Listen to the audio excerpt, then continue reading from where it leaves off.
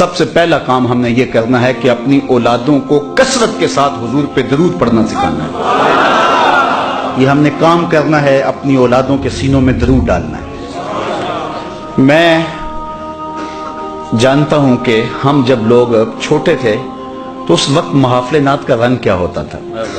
میں نے ظہوری صاحب کو سنا ہے کہ جب وہ نعت پڑھ رہے ہوتے تھے آنکھوں سے آنسو برس رہے ہوتے. قاری زبیر رسول صاحب کو میں نے سنا ہے کہ جب وہ نعت پڑھتے تھے تو اشک برس رہے ہوتے. نئی نسل یہ نہیں دیکھ رہی. ہم نے جب محافل نعت دیکھی تھی تو اس وقت اشکوں کی برسات ہوتی تھی اور عشق سینے میں پیدا ہوا.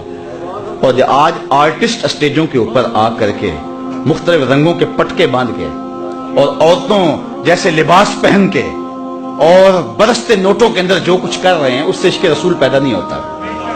اس لیے آپ کی نسل کو زیادہ ضرورت ہے کہ ان پر محنت کریں کہ ان کے اندر حب رسول پیدا ہو. کیونکہ آپ نے جن کو دیکھا ہے ان لوگوں نے ان کو نہیں دیکھا. اس طرح جن علماء کو آپ نے سنا ہے، ہم نے سنا ہے، جب وہ بولتے ہوتے تھے لگتا تھا ان کی پشت پہ رسول اللہ کی تائید کا ہاتھ ہے.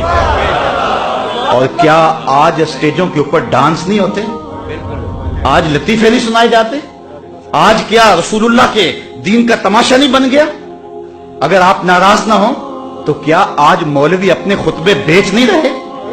40 ہزار کی تقریریں بک رہی ہیں، لفظ بیچے جا رہے ہیں، خطبے بیچے جا رہے ہیں. تو یہ قوم، یہ نسل کیا سن رہی ہے؟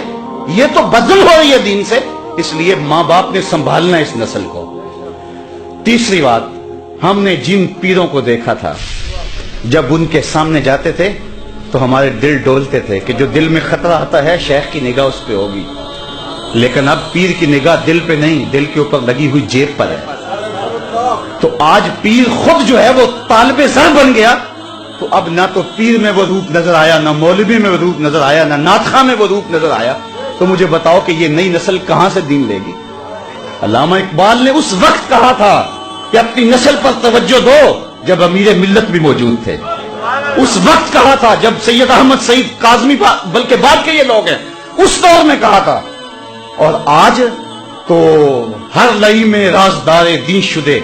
آج تو یہ معاملہ ہو گیا ہوا ہے. اس لیے ماں باپ کی ذمہ داری ہے. میں کہتا ہوں ڈاکٹر بناؤ اپنے بیٹے کو، انجینئر بناؤ، وقت کی ضرورت ہے، لیکن سب سے پہلے اس کی عاشق رسول بناؤ. یہ کہیں اس کا سینہ اس دولت سے محروم نہ رہ جائے. سب سے پہلا کام کرنے کا یہ ہے کثرت کے ساتھ اپنی اولاد کو درود پڑھنا سکھاؤ.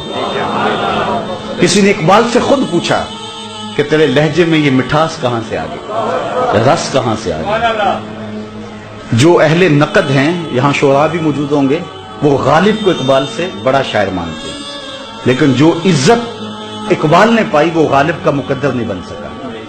تو کسی نے اقبال سے پوچھ لیا کہ تیرے شعروں میں یہ حسن کہاں سے آیا؟